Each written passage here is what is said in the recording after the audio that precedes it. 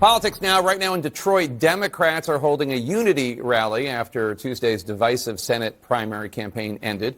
Former Transportation Secretary Pete Buttigieg, who is a relatively new Michigan resident, he's headlining the event. And he's not the only Democrat with an eye on the White House who's descending upon this key battleground state. Kentucky Governor Andy Beshear was in Michigan Wednesday and plans to return next week.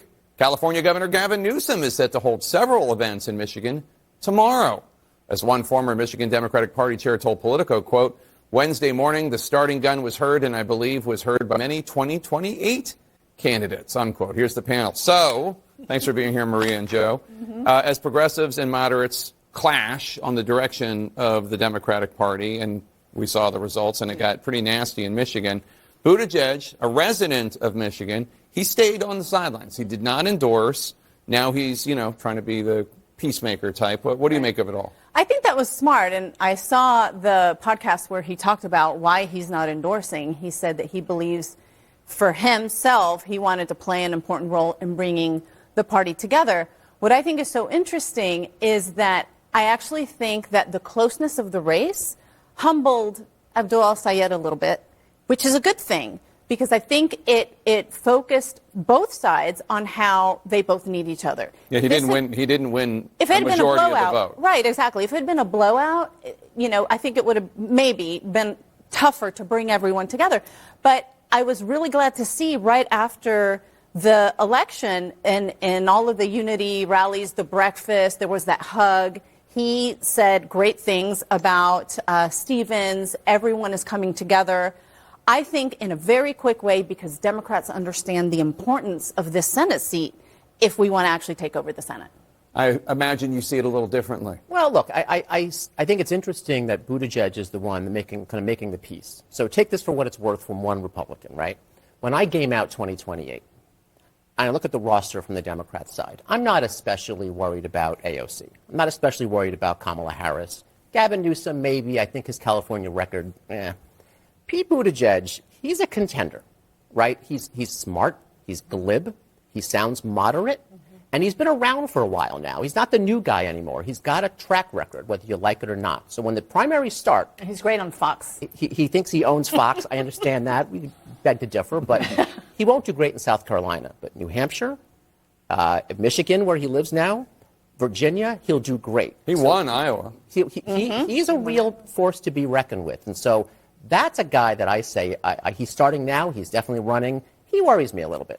So Abdul al-Sayed, who won the Michigan Democratic Senate primary, is going to be facing off against Mike Rogers, former FBI official, former member of Congress, former CNN commentator, just like Abdul al-Sayed, the first CNN commentator versus CNN commentator Senate race in American history, as far as I know. And Rogers, sensing an opportunity, since there was such a contested and bitter primary, and most Democrats who voted did not vote for Abdul al-Sayed. He won a plurality, but not a majority. He and his wife appeared in this video that I saw on social media. Take a look. And to the vast majority of people across Michigan who do not want to throw their support behind a campaign filled with anger, divisiveness, calls for violence, and the views that are out of touch with your values, well, you have a home with us. What do you think? I mean, look, we're the big tent party, right? I mean, we want to appeal to everybody. I don't blame him for trying. I think that the fact that it was supposed to be such a blowout, and it came to, less than 1%? Very slight. So, yeah. I mean, I can see the opportunity to kind of, pick up whoever didn't go for the leading candidate. I'm not sure it's going to work. It's going to be a very important Senate race. I'd give our odds at best 50-50. But I can't blame him for trying. Yeah. I agree. I actually think it was smart. I don't think the visual works. It seemed a little getting a lot of mockery to me. A lot of mockery online about mom and dad finding your Playboys. Exactly. Yeah, but still. Exactly. Yeah. So, doesn't really feel welcoming. But I don't think it's going to work, because what he is trying to do, I think, does nothing for the fact that Michigan voters across the board are mad at the issues of affordability, families can't make ends meet, the issue of health care, and all of that can be put at the feet of Donald Trump. And Mike Rogers has been a rubber stamp, said he would be a rubber stamp to Donald Trump, and that is what Democrats are going to focus on. 20 years ago, Joe, if I had told you that we were going to be sitting here, and Michigan was going to be a jump ball Senate race, and Georgia looked like it was going to go to the Democrat. You would have thought I was smoking something, maybe 10 years ago, let's say. Yeah. But I want to note that 2 Republican mayors in Georgia are breaking party ranks and endorsing Democratic incumbent Senator John Ossoff. Tifton's mayor tells the Atlanta Journal-Constitution, quote, Ossoff's been very good to South Georgia. And in my nonpartisan role as mayor, I have to look to someone who takes care of their constituents. Valdosta's mayor, and I apologize if I'm mispronouncing any of these places, Valdosta's mayor said, quote, I will take heat for this endorsement, and it doesn't matter. There's no way I can turn my back on this relationship. These mayors are not household names, but given today's polarization in politics, it seems like kind of a big deal, especially in Georgia. No? You disagree? Ossoff Okay. is running 5 to 10 points ahead. He has a huge fundraising advantage over Mike Collins. And both of these mayors, they're not up for re-election this year, but they are next year in an off-year election. So I think this is more about selfish self-preservation than it really is taking some sort of a stand against their own party. Okay, but you know what isn't? Eric Erickson, another former CNN commentator, conservative radio host Erickson, and a Georgia fixture. And I don't think he's going to vote for Ossoff, Right. but here's what he had to say on the Politically Georgia podcast. You talk to Republicans in Houston County, very Republican part of the state. They know they can reach out to Ossoff, and he doesn't care that they're Republican. If they need something, he's going to get it done. What do you think? I think that is something that Democrats should look at and follow Ossoff's lead.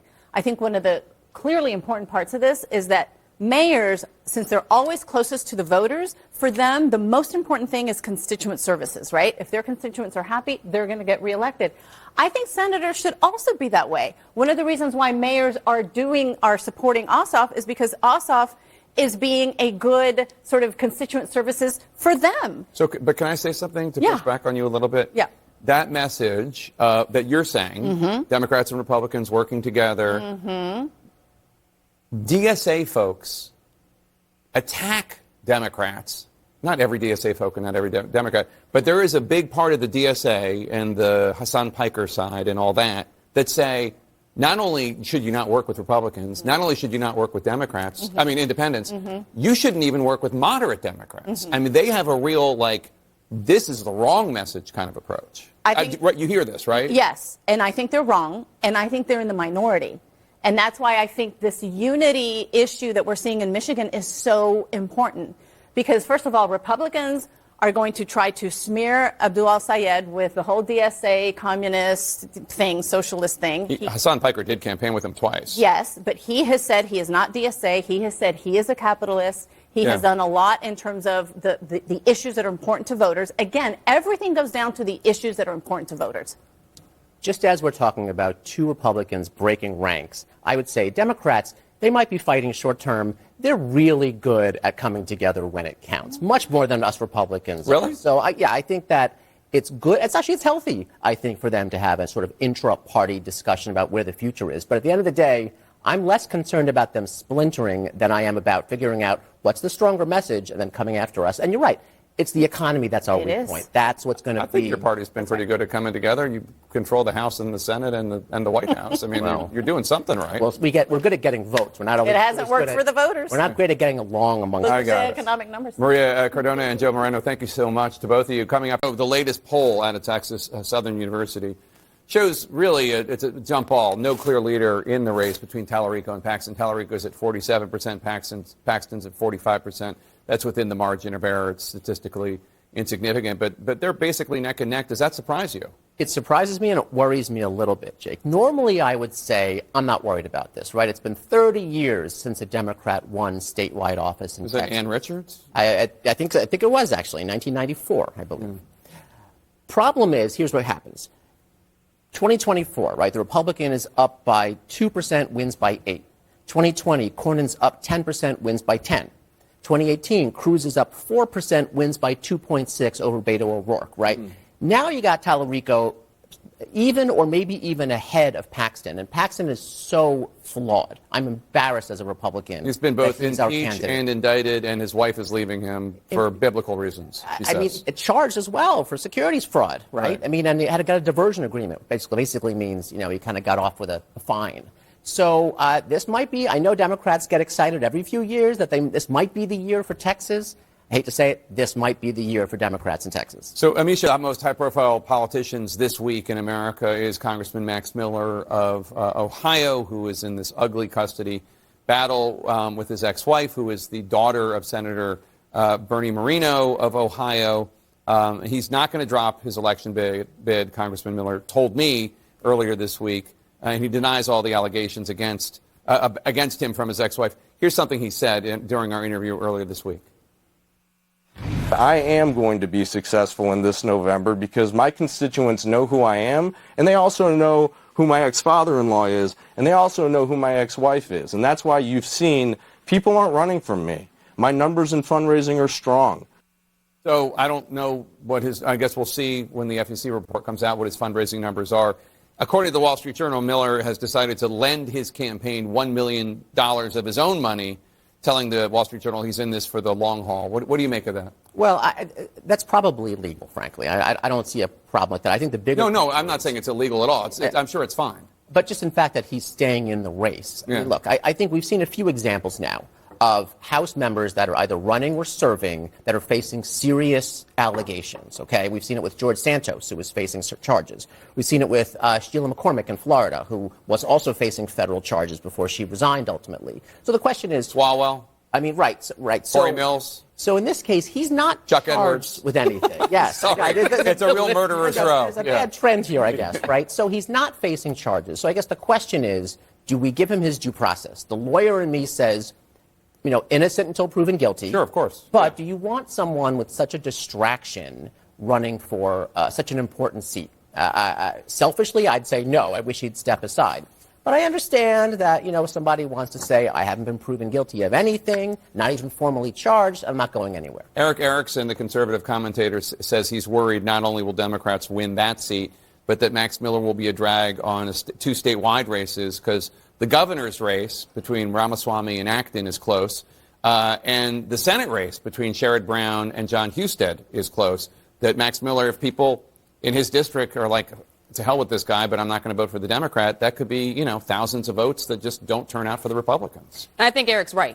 There is a risk here beyond a guy who just wants to stay in the race. This is it's quite frankly really sad, but it's also, I hear you on due process, but for voters, for those who are going to the polls, due process is not what they're taking into consideration. What is your ability to lead, but also your ability to not be a distraction. And even though this is the Trump era, people like to vote for people who they think have a better sense of self, who can do things that are not as what it looks like beneath the pale as this happens to be. And he's not helping himself with several interviews either. But it's going to be a drag to the ticket. And he has been asked by several people, some, outwardly, some in whispers, to drop out for that reason. And I think that as those calls keep coming, he is going to have to make a big decision. What do you think? Do you think it could have an impact statewide? Of course it could. I mean, look, I remember I'm old enough to admit that. I mean, a single allegation of infidelity back years ago would get a candidate out of a race or get a resignation. Yeah, a long time ago. The amount of allegations that these guys face, and they just shamelessly expect us, I know, and expect us to vote for them. Look, I wish for the sake of politics in general, not just Republicans, someone facing this sort of thing should tap out, deal with the allegations, and not put that choice to voters to kind of hold their nose and vote for them or stay home. Yeah. Thanks to both of you. Appreciate it. Coming up Sunday on State of the Union.